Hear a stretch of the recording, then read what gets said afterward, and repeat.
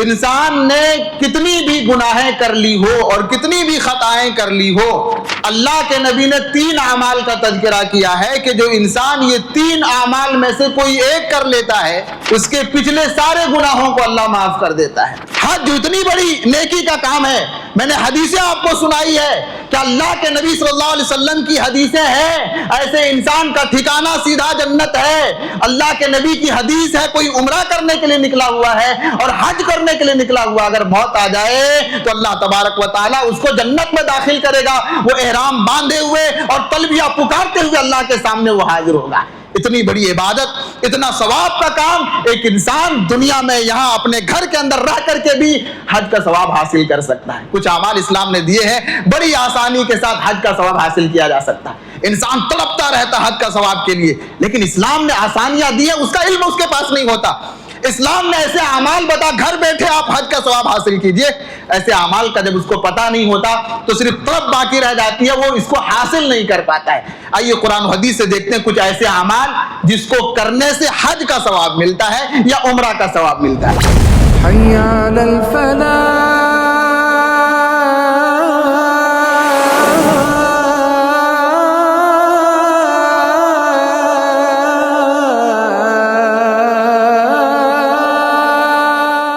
محترم حاضرین جمعہ،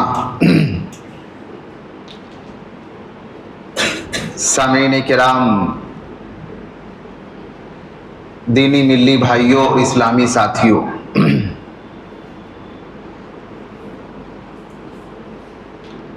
صحیح مسلم کے اندر حضرت عمر بن عاص رضی اللہ تعالیٰ عنہ کے اسلام لانے کا واقعہ موجود ہے کہ حضرت عمر بن عاص رضی اللہ تعالیٰ عنہ کے دل میں جب اسلام کی محبت پیدا ہوئی اور دل سے جب ارادہ کیا اسلام میں داخل ہونے کا، تو حضرت عمر بن عاص رضی اللہ تعالیٰ عنہ سیدھا اللہ کے نبی صلی اللہ علیہ وسلم کے پاس آئے اور آ کر کے کہا کہ اللہ کے نبی اپنے ہاتھ کو آگے بڑھائیے، میں آپ کے ہاتھ پر بیعت کرنا چاہتا ہوں۔ پہلے اسلام لاتے ہوئے صحابہ کرام اللہ کے نبی کے ہاتھ میں ہاتھ رکھ کر کے بیعت کرتے تھے اور پرومس کیا کرتے تھے کہ اسلام پر ہمیشہ قائم رہیں گے، کبھی چوری نہیں کریں گے، کبھی شرک نہیں کریں گے، کبھی زنا نہیں کریں گے۔ تو اس طرح کی بیعت کیا کرتے تھے۔ اللہ کے نبی صلی اللہ علیہ وسلم صحابہ سے یہ بیعت لیا کرتے تھے۔ تو آئے اور کہا کہ اللہ کے نبی اپنا ہاتھ آگے بڑھائیے، آپ کے ہاتھ پر میں بیعت کرنا چاہتا ہوں۔ اللہ کے نبی صلی اللہ علیہ وسلم نے اپنا ہاتھ آگے بڑھایا تو حضرت عمر بن عاص رضی اللہ تعالیٰ عنہ نے اپنا ہاتھ پیچھے کھینچ لیا۔ اللہ کے نبی صلی اللہ علیہ وسلم نے جب حضرت عمر بن عاص کی یہ حرکت دیکھی تو پوچھا کیا معاملہ ہے، تم نے اپنا ہاتھ پیچھے کیوں کھینچ لیا؟ کیا معاملہ ہو گیا؟ تم نے ہی ابھی کہا ہے کہ ہاتھ آپ دیجئے، آپ کے ہاتھ پہ میں بیعت کرتا ہوں، ابھی جب میں ہاتھ آگے بڑھا رہا ہوں تو معاملہ کیا ہے، تم پیچھے ہاتھ کھینچ رہے ہو؟ حضرت عمر بن عاص رضی اللہ تعالیٰ عنہ نے کہا کہ اللہ کے نبی میں اسلام تو قبول کر لوں گا، لیکن میری ایک شرط ہے، میں ایک چیز چاہتا ہوں۔ اللہ کے نبی نے پوچھا کیا مسئلہ ہے، بولیے کیا آپ چاہتے ہیں؟ کیا اللہ کے نبی صلی اللہ علیہ وسلم، میں چاہتا یہ ہوں کہ اسلام لانے کے بعد جتنے بھی میرے گناہ اور جتنی بھی میری خطائیں تھی وہ سب کے سب مٹا دی جائیں۔ کیا میں اگر اسلام میں داخل ہو جاتا ہوں تو کیا یہ سارے گناہ جو میں نے کیے ہیں اسلام لانے سے پہلے جو میری زندگی رہی ہے، کیا وہ ساری چیزیں مٹ جائیں گی، یہ ساری چیزیں ختم ہو جائیں گی اور یہاں سے ایک نئی زندگی کی شروعات ہوگی؟ کیا ایسا ہوگا؟ تو اللہ کے نبی صلی اللہ علیہ وسلم نے کہا اما علمتا، اے عمر بن عاص رضی اللہ تعالیٰ عنہ، کیا تمہیں معلوم نہیں کہ ان الاسلام یہدم ما کان قبلہ، کہ اسلام انسان کے پہلے گناہوں کو مٹا دیتا ہے، وان الہجرۃ تہدم ما قبلہا، اور ہجرت انسان کے پچھلے گناہوں کو مٹا دیتی ہے، وان الحج یہدم ما کان قبلہ، اور حج کر لینے کے بعد انسان کے پچھلے گناہ معاف ہو جاتے ہیں۔ یہ صحیح مسلم کے اندر موجود ہے۔ اس کے بعد حضرت عمر بن عاص رضی اللہ تعالیٰ نے اسلام قبول کر لیا۔ اس واقعے کے اندر آپ دیکھیے کہ اللہ کے نبی صلی اللہ علیہ وسلم نے 3 اعمال کا تذکرہ کیا ہے، اور 3 اعمال کے بارے میں اللہ کے نبی نے کہا ہے کہ یہ 3 اعمال ایسے ہیں جس کے کرنے کے بعد پچھلے سارے گناہ معاف کر دیے جاتے ہیں۔ انسان نے کتنی بھی گناہیں کر لی ہو اور کتنی بھی خطائیں کر لی ہو، اللہ کے نبی نے 3 اعمال کا تذکرہ کیا ہے کہ جو انسان یہ 3 اعمال میں سے کوئی ایک کر لیتا ہے، اس کے پچھلے سارے گناہوں کو اللہ معاف کر دیتا ہے۔ پہلا اللہ کے نبی نے کہا اسلام قبول کر لینا۔ کوئی انسان اگر اسلام قبول کر لیتا ہے اور اسلام میں اگر داخل ہو جاتا ہے تو کتنا بڑا خطا کار اور کتنا بڑا گناہگار وہ کیوں نہ ہو، اللہ تبارک و تعالیٰ ان کی ساری خطاؤں کو، گناہوں کو اللہ معاف کر دیتا ہے۔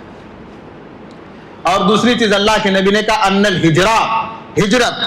ایک انسان جب ہجرت کرتا ہے اللہ کے لیے، اپنے عقیدے کی حفاظت کے لیے، اپنے دین کی حفاظت کے لیے، ایک انسان جب ایک شہر سے دوسرا شہر چلا جاتا ہے، ساری چیزوں کو اللہ کے لیے چھوڑ دیتا ہے، تو یہ جو ہجرت ہے، ہجرت بھی ایک انسان کے پچھلے گناہوں کو مٹا دیتی ہے۔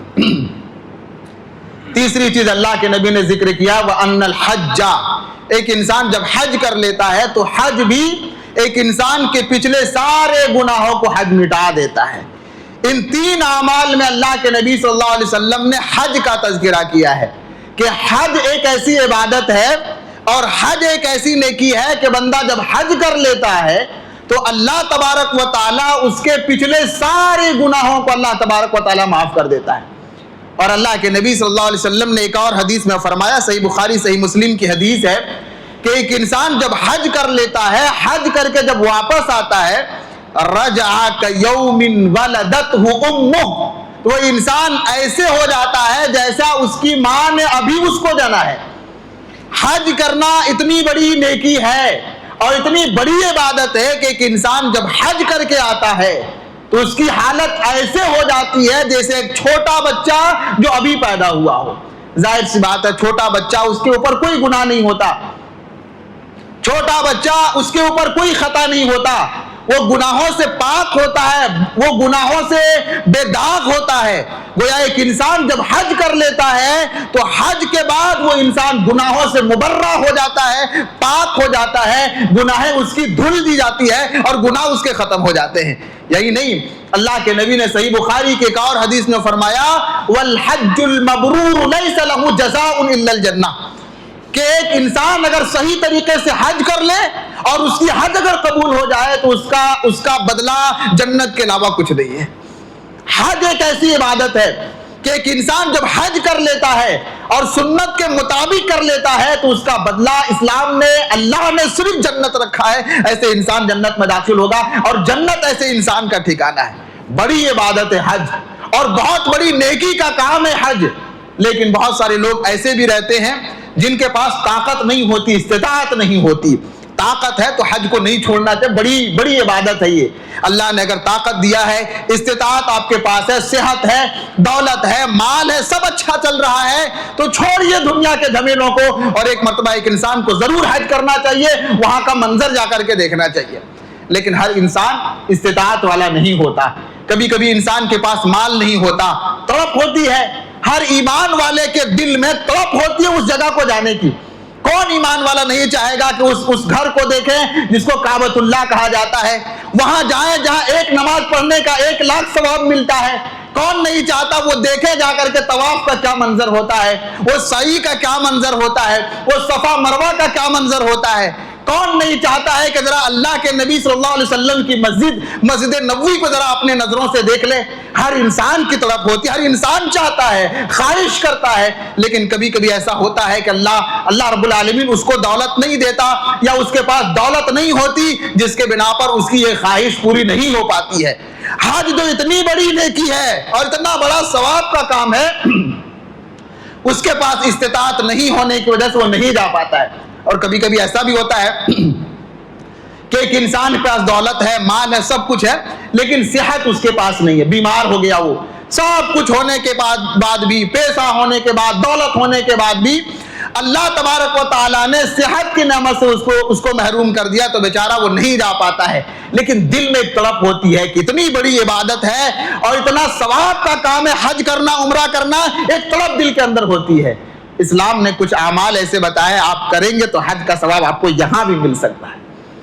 حج اتنی بڑی نیکی کا کام ہے، میں نے حدیثیں آپ کو سنائی ہے کہ اللہ کے نبی صلی اللہ علیہ وسلم کی حدیثیں ہیں، ایسے انسان کا ٹھکانہ سیدھا جنت ہے۔ اللہ کے نبی کی حدیث ہے، کوئی عمرہ کرنے کے لیے نکلا ہوا ہے اور حج کرنے کے لیے نکلا ہوا، اگر موت آ جائے تو اللہ تبارک و تعالیٰ اس کو جنت میں داخل کرے گا، وہ احرام باندھے ہوئے اور تلبیہ پکارتے ہوئے اللہ کے سامنے وہ حاضر ہوگا۔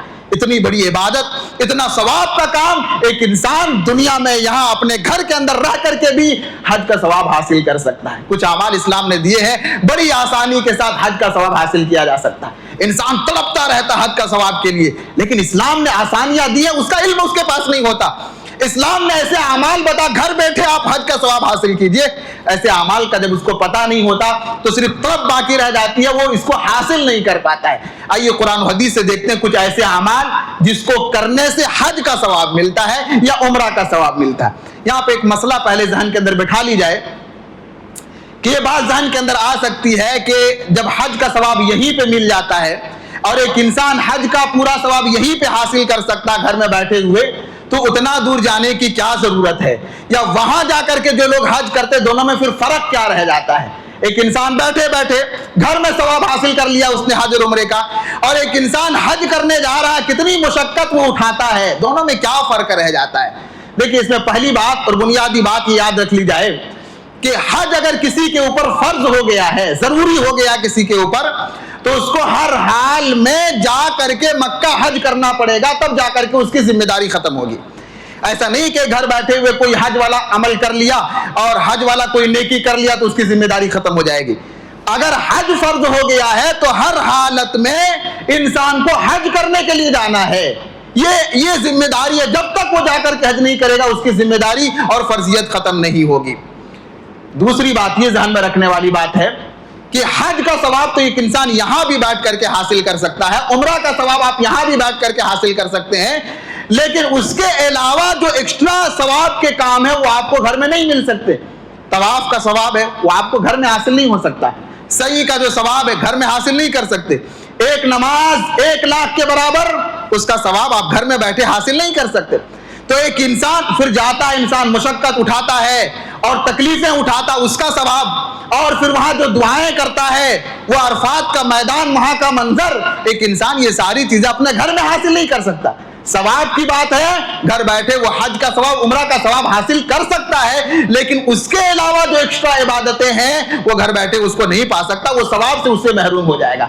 تو بہرحال یہ مسئلہ ذہن کے اندر رکھتے ہوئے پہلی چیز جس کے ذریعے سے ہم حج اور عمرے کا ثواب حاصل کر سکتے ہیں گھر بیٹھے ہوئے، وہ ہے اچھی نیت اور خالص نیت۔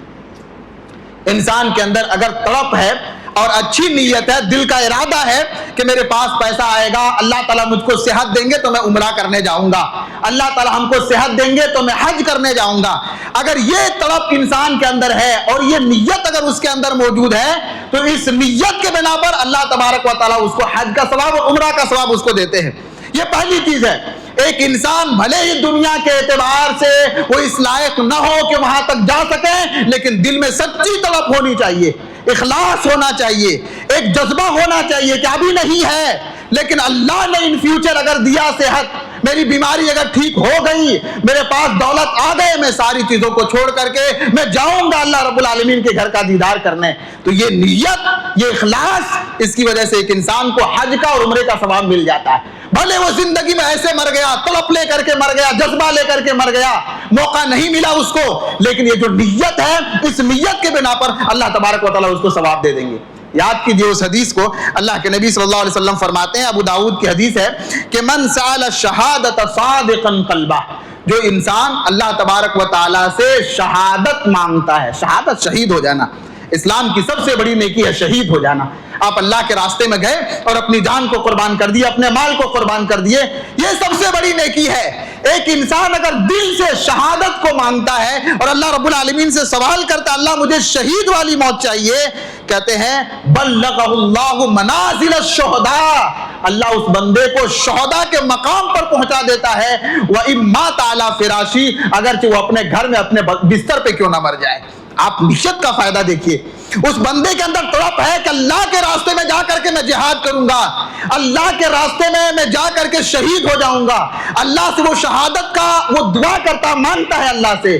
اس نیت کے بنا پر اللہ اس کو شہداء کے مقام تک پہنچا دیتے ہیں. اگرچہ وہ انسان اپنے گھر کے اندر مرتا ہے, اپنے بستر پر وہ انسان مرتا ہے, لیکن شہید کا درجہ اس کو مل جاتا ہے. یہ نیت کی طاقت ہے, یہ نیت کا پاور ہے. لہذا اگر عمرہ کا ثواب, حج کا ثواب پانا چاہتے ہیں تو پہلی چیز ہے اپنی نیتوں میں اخلاص پیدا کیجئے اور دل کے اندر یہ جذبہ پیدا کیجئے کہ جب بھی موقع ملے گا میں اللہ رب العالمین کے گھر جا کر کے حج کروں گا, عمرہ کروں گا. اس نیت کے بنا پر آپ کو حج کا ثواب اور عمرے کا ثواب ملے گا. جا کے کر لیں گے ثواب میں اضافہ, لیکن صرف نیت کے بنا پر آپ کو اتنا ثواب مل جائے گا. دوسری چیز ہے حج اور عمرے کا ثواب اگر حاصل کرنا چاہتے ہیں تو نیابت کے ذریعہ سے بھی حج اور عمرے کا ثواب حاصل کیا جا سکتا ہے.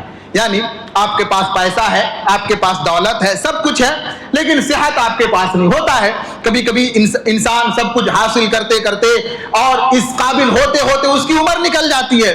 تو اگر کوئی ایسا انسان ہے کہ اس کے پاس تڑپ ہے, مال ہے, دولت ہے, سب ہے, لیکن وہ وہاں تک جا نہیں سکتا, اس کی صحت ٹھیک نہیں ہے, تو ایسا انسان اگر اپنے جگہ پر کسی اور کو بھیج دیتا جاؤ بھائی میری طرف سے تم حج کرو یا میری طرف سے تم عمرہ کرو, تو وہ جو نیابت کا معاملہ ہے تو اس کی وجہ سے بھی اس کو حج اور عمرے کا ثواب گھر بیٹھے اس کو مل جائے گا.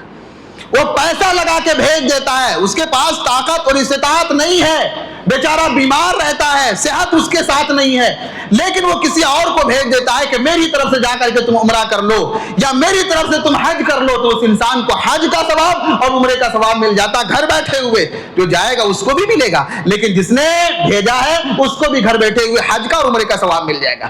صحیح بخاری کی روایت ہے کہ ایک خثام قبیلے کی ایک عورت اللہ کے نبی کے پاس آئی اور آ کر کے بولنے لگی کہ اے اللہ کے نبی میرے ابو بہت بوڑھے ہو چکے ہیں اور اتنے بوڑھے ہو چکے ہیں کہ وہ سواری پر بیٹھ نہیں سکتے, یعنی اتنے کمزور ہو گئے ہیں کہ وہ سواری پر اب جم کر کے بیٹھ نہیں سکتے. افاحج عنہ, اللہ کے نبی کیا میں اپنے ابو کی طرف سے حج کروں, کیا میرے ابو کو حج کا ثواب مل جائے گا, کیا میرے ابو کو حج کی ادائیگی کا ثواب مل جائے گا؟ اللہ کے نبی نے فرمایا کہ نعم, ہاں تمہارے ابو کو حج کا ثواب مل جائے گا, تم ان کی طرف سے حج کر سکتی ہو. اس حدیث میں آپ دیکھیے کہ ایک آدمی جو بہت کمزور ہو چکا ہے, بیمار ہے اور اتنا بیمار ہے کہ وہ سواری پر بیٹھ نہیں سکتا, اللہ کے نبی سے جب پوچھا گیا اللہ کے نبی اگر ان کی طرف سے حج کر دیا جائے اور ان کی طرف سے حج کو ادا کر دیا جائے کیا ان کو ثواب ملے گا؟ اللہ کے نبی نے کہا نعم, ہاں اس کو بھی ثواب ملے گا. لہذا یہ دوسرا طریقہ ہے, آپ حج کا اور عمرے کا ثواب حاصل کرنا چاہتے ہیں, آپ کے پاس مال ہے لیکن جانے کے لیے صحت نہیں ہے, آپ دوسروں کو بھیج دیں, وہ جا کر کے آئیں گے, آپ کو عمرے کا اور حج کا آپ کو ثواب مل جائے گا. تیسری چیز ہے جس کا تذکرہ حدیثوں کے اندر ملتا ہے, بڑی معروف چیز ہے, اشراق کی نماز ادا کرنا. اشراق کی نماز ادا کرنا بڑی معروف چیز ہے. اللہ کے نبی صلی اللہ علیہ وسلم فرماتے ہیں, جامع ترمذی کی حدیث ہے, اللہ کے نبی فرماتے ہیں من صلی الصبح فی جماعت, جو انسان فجر کی نماز جماعت کے ساتھ ادا کرتا ہے, ثم قعد, اور نماز کے بعد وہ بیٹھ جاتا ہے, یذکر اللہ, اللہ رب العالمین کا ذکر کرتا ہے, حتی تطلع الشمس, یہاں تک کہ سورج نکل جاتا ہے اور اس کے بعد سورج بلند ہو جاتا ہے, پھر کھڑا ہوتا ہے اور 2 رکعت نماز پڑھتا ہے, کانت لہو کاجر حاجۃ تامۃ تامۃ تامہ, اللہ کے نبی فرماتے ہیں اس کو مکمل حج کا اس کو ثواب مل جاتا ہے. کتنا آسان کام ہے, بہت مشکل کام تو نہیں. اس کے لیے ذمہ داری آپ کی ہے, فجر کی نماز پہلے جماعت کے ساتھ پڑھنا ہے اور فجر کی نماز کو جماعت کے ساتھ پڑھنے کے بعد اسی جگہ پہ بیٹھ جانا جہاں آپ نے نماز پڑھی ہے اور وہیں پہ ذکر و اذکار کرتے رہنا ہے یہاں تک کہ جب اشراق کا ٹائم ہو جائے, سورج نکل جائے اور نکلنے کے بعد ذرا بلند ہو جائے, اٹھ کر کے صرف 2 رکعت انسان ادا کر لیتا ہے, اس کو حج کا ثواب مل جاتا ہے. کوئی مشکل کام ہے کیا؟ کوئی انسان جو حج کا ثواب سنا ہوگا اور جس کے ذہن میں حج کے اتنے بڑے بڑے فضائل ہوں گے وہ کبھی اس کو بڑا کام نہیں سمجھے گا. کہ اتنا آسانی کے ساتھ اگر حج کا ثواب مل سکتا ہے تو کیا بڑا سودا ہے. لہذا اس پر عمل کرنے کی کوشش کیجیے. اشراق کی نماز زیادہ نہیں، مشکل سے 40-45 منٹ، گھنٹوں کا وقفہ ہوتا ہے، اتنا بیٹھ جائے فجر کی نماز کے بعد اور اس کے بعد اشراق پڑھ کر کے 2 رکعت جائے، حج اور عمرے کا ثواب اس کو مل جاتا ہے. ایک مسئلہ یہ آتا ہے کیا عورتیں یہ ثواب لے سکتی ہیں؟ اگر عورت ہے، ظاہر سی بات ہے عورتیں اپنے گھروں میں نماز پڑھتی ہیں، وہ مسجدوں میں نہیں آتی ہیں، مسجدوں میں آنے سے اچھا ان کے لیے گھر میں نماز پڑھنا ہے. کیا عورتیں یہ ثواب حاصل کر سکتی ہیں اشراق کی نماز اس طرح پڑھنے کا، یا یہ صرف مردوں کے ساتھ خاص ہے یا مسجد کے ساتھ خاص ہے، جو مسجد میں آتے ہیں ان کے لیے خاص ہے؟ شیخ ابن باز نے بڑا خوبصورت اس کے اندر فتویٰ دیا ہے کہ وہ عورتیں جو اپنے گھروں کے اندر رہتی ہیں، اگر اپنے گھروں میں فجر کی نماز پڑھنے کے بعد اپنے مصلی پہ بیٹھے رہتی ہیں، اللہ کا ذکر کرتی ہیں، تلاوت قرآن کرتی ہیں، اور جب اشراق کا ٹائم ہوتا ہے اٹھ کر کے نماز پڑھ لیتی ہیں، تو انشاءاللہ اس کو بھی یہ حج کا ثواب مل جائے گا. یہ عورتیں بھی حاصل کر سکتی ہیں. عورتوں کے بارے میں بھی شیخ ابن باز کا فتویٰ ہے کہ اپنے گھر کے اندر عورتیں، مردوں کی بات نہیں، مردوں کو تو آ کر کے مسجد میں آ کر کے نماز پڑھنا ہے، لیکن عورتوں کے لیے چونکہ گھر میں نماز پڑھنا ہوتا ہے، اس لیے عورت اگر گھر کے اندر فجر کی نماز پڑھتی ہے اور مصلی پر بیٹھ کر کے ذکر کرتے رہتی ہے، اذکار پڑھتے رہتی ہیں، قرآن کی تلاوت کرتی ہیں، اشراق کا ٹائم ہوتا ہے اٹھ کر کے 2 رکعت نماز پڑھ لے، تو حج کا ثواب عورتوں کو بھی مل سکتا ہے. لہذا اس حدیث پر مرد بھی عمل کرنے کی کوشش کریں اور عورتیں بھی عمل کرنے کی کوشش کریں. 3 چیزیں. چوتھی چیز، مسجد میں فرائض کی پابندی، فرض نماز کی پابندی مسجد میں آ کر کے کرنا، اس سے بھی حج اور عمرے کا ثواب ملتا. کتنا آسان ہے، یہ ذمہ داری ہمارے اوپر ہے فرض نماز پڑھنا.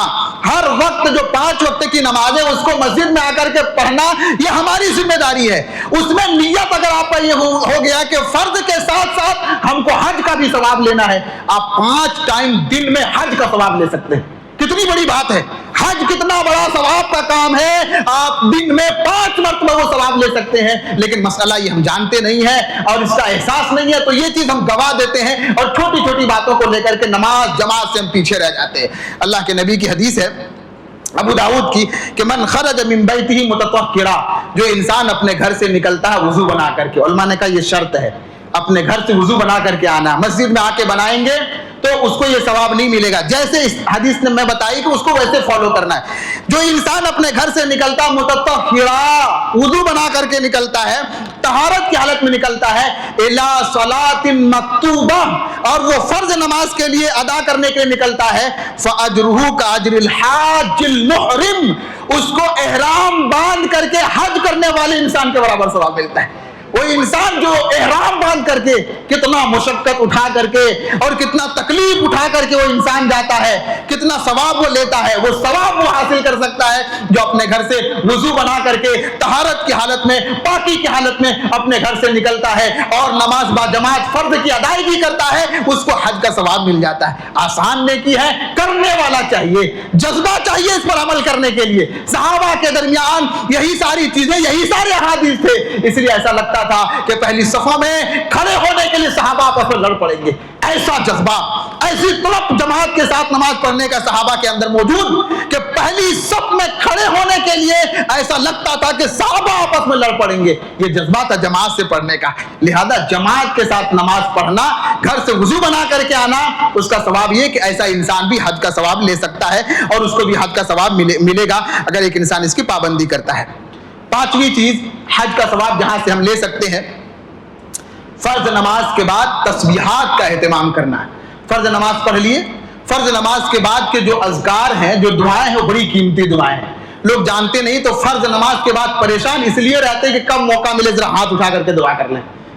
وہ آنکھ چرا کر کے ہاتھ اٹھا کر کے دعا کرنے کی کوشش کرتا ہوں، ان کو لگتا ہے سب سے بڑا ثواب کا کام یہی ہے. سلام پھیر لینے کے بعد سب سے بڑی نیکی یہی ہے کہ جلدی سے اللہ کے سامنے ہاتھ اٹھا کر کے دعا مانگ لو. اور جہاں دعا نہیں کی جاتی وہ مایوس ہو جاتا ہے، ان کو لگتا ہے ہم نے نماز ہی نہیں پڑھی ہے. اللہ کے بندو، اللہ کے نبی سے یہ ثابت نہیں ہے. فرض نماز کے بعد اجتماعی دعا کرنا، انفرادی طور پر بھی دعا کرنا اللہ کے نبی سے ثابت نہیں ہے. کوئی کر لیتا ہے ٹھیک ہے، اکیلے کبھی ہاتھ اٹھا کے دعا کر لیا ٹھیک ہے، لیکن اللہ کے نبی پابندی کے ساتھ کبھی فرض نماز کے بعد ہاتھ اٹھا کر کے اللہ کے نبی دعا کبھی نہیں کیے ہیں. اجتماعی طور پر بھی کبھی نہیں کیا. فتنہ ہوتا ہے ہمارے درمیان جب اجتماعی دعا کو روکا جاتا ہے کہ نماز کے بعد اجتماعی دعا کرنا یہ ثابت نہیں. لڑ پڑتے ہیں، ان کو لگتا ہے سب سے بڑا ثواب کا کام ہم سے چھینا جا رہا ہے اور سب سے بڑی نیکی ہم سے چھینی جا رہی ہے. اللہ کے بندو یہ جو دعائیں ہیں اذکار ہیں جو فرض نماز کے بعد پڑھی جاتی ہے وہ سب سے بڑے اور سب سے زیادہ افضل والے اذکار ہیں. بہت بڑی نیکی ہے, اسے ہم مس کر دیتے ہیں. بہت سارے لوگ سلام پھیرتے ہیں بڑی جلدی اٹھ کر کے بھاگتے ہیں. اللہ کے بندو بیٹھ کر کے وہ ذکر و اذکار کر لو. وہ جو دعائیں نماز کے بعد پڑھنے کے لیے ثابت ہے اللہ کے نبی سے, ان کو پڑھیے. یہ بڑی قیمتی اذکار ہیں. صحیح بخاری کی حدیث ہے کہ اللہ کے نبی صلی اللہ علیہ وسلم کے پاس کچھ فقراء لوگ آئے, غریب لوگ جن کے پاس مال دولت جن کے پاس نہیں تھا. ایسے لوگ آئے اور کہا کہ اللہ کے نبی ذهب اہل الدثور, مالدار لوگ ہم سے بہت آگے چلے گئے. صحابہ تھے اور صحابہ میں طلب تھا نیکیوں میں آگے بڑھنے کا. وہ سوچ لیتے کہ چلیے ہم مجبور ہیں, ہمارے پاس دولت نہیں, کیا مسئلہ ہے, جن کے پاس دولت ہے وہ آگے بڑھ رہے ہیں. لیکن نہیں, وہاں بھی مقابلہ کرنے کے لیے آ گئے. کہا اللہ کے نبی جو مالدار لوگ ہیں وہ ہم سے نیکیوں میں آگے بڑھ گئے. کیا یحجون, ان کے پاس دولت ہے وہ حج کرنے جاتے ہیں. ان کے پاس دولت ہے یعتمرون, عمرہ کرنے جاتے ہیں. ان کے پاس دولت ہے یجاہدون, وہ اللہ کے راستے میں جہاد کرنے کے لیے نکلتے ہیں, مال خرچ کرتے ہیں جہاد کے لیے. ویتصدقون, اللہ کے نبی یہ مالدار لوگ ہیں وہ صدقہ کرتے ہیں. یہ چار بڑی بڑی نیکیاں ان کے پاس ہے. اللہ کے نبی ہم لوگ تو محروم ہو گئے, ہم لوگوں کو یہ نیکیاں کیسے مل پائیں گی؟ مالدار لوگ ہم سے بہت آگے نکل گئے, اللہ کے نبی مقابلہ کیسے ہوگا؟ طرف دیکھیے صحابہ کے اندر نیکیوں میں آگے بڑھنے کا. چار بڑے بڑے چیزوں کا تذکرہ کیا کہ یہ لوگ حج کرنے جاتے ہیں مال کی وجہ سے, یہ لوگ عمرہ کرنے جاتے ہیں مال کی وجہ سے, یہ لوگ اللہ کے راستے میں جہاد کے لیے خرچ کرتے ہیں, اور یہ لوگ صدقہ کرتے ہیں. اللہ کے نبی ہمارے پاس مال نہیں ہے, ہمارے پاس دولت نہیں ہے, کیسے مقابلہ کریں گے؟ اللہ کے نبی نے کہا میرے صحابہ کیا میں تمہیں ایسی بات نہ بتاؤں جس کی تم پابندی کرو گے تو ان لوگوں سے بھی آگے بڑھ جاؤ گے؟ صحابہ نے کہا اللہ کے نبی ضرور بتائیے, ایسا کون سا عمل ہے جس کو میں کر لوں تو ان لوگوں سے بھی بڑے بن جاؤں میں, وہ عمل کیا ہے؟ اور اللہ کے نبی نے یہ بھی کہا کہ تم سے بڑا کوئی نہیں بن سکتا, اگر تم اس کی پابندی کر لو گے تو تم سے بڑا کوئی نہیں بن سکتا. اس کے بعد اللہ کے نبی نے کہا تسبحون, سبحان اللہ بولا کرو نماز کے بعد, وتحمدون, اور الحمدللہ بولا کرو نماز کے بعد, وتکبرون, اور اللہ اکبر بولا کرو 33 مرتبہ. اللہ کے نبی صلی اللہ علیہ وسلم نے تین چیزوں کا تذکرہ کیا کہ سبحان اللہ, اور اس کے بعد الحمدللہ اور اللہ اکبر. اللہ کے نبی نے کہا ان تسبیحات کو 33 مرتبہ تم پڑھو, اس کا فائدہ یہ ہوگا تم حج میں عمرہ میں جن کے بارے میں سوچتے ہو یہ آگے بڑھ گئے, تم بھی آگے بڑھ جاؤ گے, اور تمہیں بھی اس پر عمل کرنے کی وجہ سے حج کا ثواب اور عمرے کا ثواب تمہیں مل جائے گا. کتنی بڑی بات ہے. یہ تسبیحات کتنے چھوٹے ہیں, کتنا ٹائم لگتا, بہت مختصر ٹائم لگتا ہے. بیٹھ کر کے ایک انسان اگر ان تسبیحات کی پابندی کر لے, سبحان اللہ, الحمدللہ, اللہ اکبر 33 مرتبہ ایک انسان اگر پڑھ لیتا ہے, ایسے انسان کو حج عمرے کا ثواب مل جاتا ہے. گویا ایک جہاد کرنے والے انسان کو تیار کر رہا ہے, وہ اتنا ثواب مل جاتا ہے. اللہ کے راستے میں صدقہ کرنے کا ثواب مل جاتا ہے. صرف مال اللہ کے راستے میں دینا یہی صدقہ نہیں ہے, انسان ان اعمال کو بھی کر کے صدقے کا ثواب وہ حاصل کر سکتا ہے. اچھا, بعض روایتوں کے اندر اللہ اکبر کو 34 مرتبہ بولنے کا ذکر آیا ہوا ہے. 33 مرتبہ سبحان اللہ, 33 مرتبہ الحمدللہ, اور 34 مرتبہ 34 مرتبہ اللہ اکبر بولنے کی روایتیں موجود ہیں. اور اس طرح سے 100 کی تعداد پوری ہو جاتی ہے. تو ایک انسان ایسا بھی کر سکتا ہے, اور یہ بھی اللہ کے نبی سے ثابت ہے. تو یہ ہے تسبیحات کی پابندی. ایک انسان اگر تسبیحات کی پابندی کر لے, یہ چھوٹے چھوٹے اذکار ہیں, اس کو اگر پڑھ لے تو اس کے ذریعے سے بھی ایک انسان حج کا ثواب اور عمرے کا ثواب بیٹھے بیٹھے آرام سے حاصل کر سکتا ہے. آخری چیز یہ ہے کہ حج اور عمرے کا اگر ثواب حاصل کرنا ہے تو مسجد میں آ کر کے علم حاصل کرنا, علم حاصل کرنا یہ ذمہ داری ہماری ہے. مسجد میں آ کر کے علم حاصل کرنا, اس سے بھی حج کا اور عمرے کا ثواب ملتا ہے. حدیث آپ دیکھیں, اللہ کے نبی فرماتے ہیں من غدا الی مسجد, جو انسان کسی مسجد کی طرف جاتا ہے, لا یرید الا ان یتعلم, اور مسجد جاتا ہے علم حاصل کرنے کے لیے, او یعلم, یا پڑھانے کے لیے جاتا ہے, کان لہو کاجر حاج تامن حجتہ, اس کو بھی مکمل حج کا اس کو ثواب ملتا ہے. یہ مسجد میں آ کر کے علم حاصل کرنے کی فضیلت ہے کہ ایک انسان اپنے گھر سے نکلا ہے, اپنے وقت کی قربانی دے رہا ہے, وہ اپنا بزنس, اپنا کام دھندا, اپنے دکان و شاپ سے نکلا ہے وہ اس لیے تاکہ مسجد میں جا کر کے ذرا بیان سنیں گے, کوئی عالم صاحب آئے ہوئے ہیں ان کا بیان سنیں گے, وہاں پہ درس کا پورا مجلس سجی ہوئی ہے, ایسی مجلس میں بیٹھ کر کے ذرا درس سنیں گے. ایسی نیت کے ساتھ کوئی مسجد میں آتا ہے علم حاصل کرنے کی نیت سے, اس کو بھی حج کا ثواب اور عمرے کا ثواب ملتا ہے. کتنی بڑی بات ہے. چھوٹے چھوٹے دروس ساری مساجد کے اندر ہوتے ہیں, لیکن لوگوں میں اہتمام نہیں ہوتا, شوق نہیں ہوتا, جذبہ نہیں ہوتا. آپ یقین مانیے اگر حج کی فضیلت کو پڑھ لیں, کبھی یہ چھوٹے موٹے جو دروس ہوتے ہیں کبھی آپ مس کوشش نہ کریں, مسجدوں میں آئیے, اہتمام کیجیے, دروس میں بیٹھیے, چھوٹے چھوٹے بیانات علماء کے ہوتے ہیں, علماء کے بیانات ہوتے ہیں, خطبات ہوتے ہیں, اس کا اہتمام کیجیے. افسوس کی بات ہوتی ہے ہفتے میں ایک خطبہ ہوتا ہے اور مسلمانوں کی حالت یہ ہے کہ صرف 5 منٹ پہلے وہ پہنچتے ہیں. کئی لوگوں کی حالت تو یہ ہے کہ امام صاحب جو سلام کرنے والے ہوتے ہیں دوڑ اسپیڈ سے آ کر کے وہ پہنچتے ہیں. یہ اللہ کے بندو, یہ ایمان ہے, یہ ایمان کی نشانی ہے. ایک دن آپ اللہ کے لیے قربانی نہیں دے پا رہے ہیں اور امام کا مکمل خطبہ نہیں سن پا رہے ہیں, یہ کتنی افسوس کی بات ہے. آپ کو جہاں بہت سارے علم کا, بہت ساری جانکاری شریعت کا مل جائے گی, وہیں پہ حج کا ثواب مل جاتا ہے علم سیکھنے کی وجہ سے. اس سے ہم لوگ کئی سالوں سے محروم ہیں. کئی مرتبہ زندگی میں یہ جمعے کے دن آتے ہیں لیکن خطبہ کا کوئی اہتمام نہیں. عرض کرنے کا مطلب یہ ہے کہ چھوٹے چھوٹے جو دروس ہوتے ہیں, بیانات ہوتے ہیں, علماء کی جو تقاریر ہوتی ہیں, علماء جو آ کر کے بولتے ہیں, 1 گھنٹہ آدھا گھنٹہ یہ جو بیانات ہوتے ہیں یہ بہت قیمتی ہوتے ہیں. وقت نکال کر کے, وقت کی قربانی دے کر کے آ کر کے بیٹھنا چاہیے. اس سے حج کا ثواب اور عمرے کا ثواب آپ کو ملے گا. میں نے 6 چیزیں آپ کے سامنے بیان کی ہیں. ان چیزوں کو اپنا کر کے ایک انسان گھر بیٹھے بھی حج کا ثواب اور عمرے کا ثواب حاصل کر سکتا ہے. اللہ تبارک و تعالیٰ سے دعا کرتے ہیں کہ اللہ تعالیٰ ہم تمام لوگوں کو ان باتوں کو سننے, سمجھنے, اپنے دل کے اندر بٹھانے اور عمل کرنے کی توفیق دے. آمین. تقبل یا رب العالمین. حي على الفلاح.